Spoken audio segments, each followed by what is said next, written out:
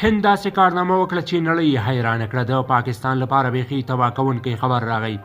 هند د خطرناکو وسلو او هلیکوپټرو نوی شرکت جوړ کړ. هندي چارواکو تازه څه ویلي؟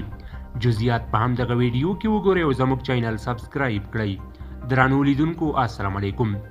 هند د دوشنبې په ورځ د هلیکوپټر جوړولو یو لوی شرکت پرانیست چې د چارواکو په وینا په کال کې 1000 هلیکوپټر تولیدولی شي.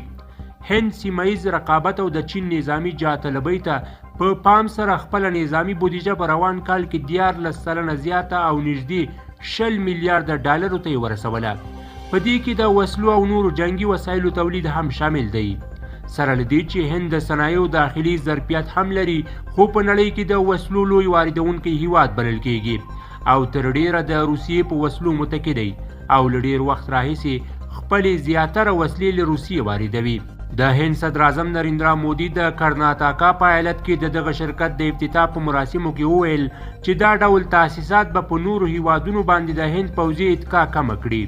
هغه وویل خوشحاله یم چې اوس ټوپکې، عصري تعرضي ټانکونه، الوتکې، هلیکوپټر، ترانسپورتي تیاري او سلګونه نورې دفاعي وسلې او سیسټمونه په هند کې تولید کیږي.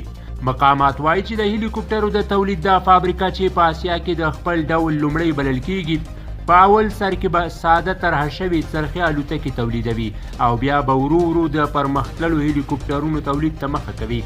هند څه موده مخکې د خپلو دفاعي انجینرانو په لاس یوه جوړه شوې الوتکه نندارې ته وړاندې کړه چې د همالیا د لوړو په څیر ځایونو کې پروازونه کولی شي.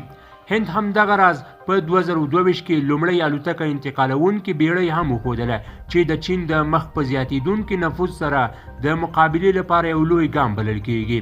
هند په اسیا کې دریم لوی اقتصاد دی او همدغه راز تر اوبو لاندې د یوې اټومي دستګاه څخه یې خپل یو تولید شوی میزایل هم په بریالي ډول ازمایلی او دا مهال د نړۍ د هغو شپږو هیوادونو په کتار کې راځي چې په وچې اوبو او هوا کې د اټومي برید وړتیا لري.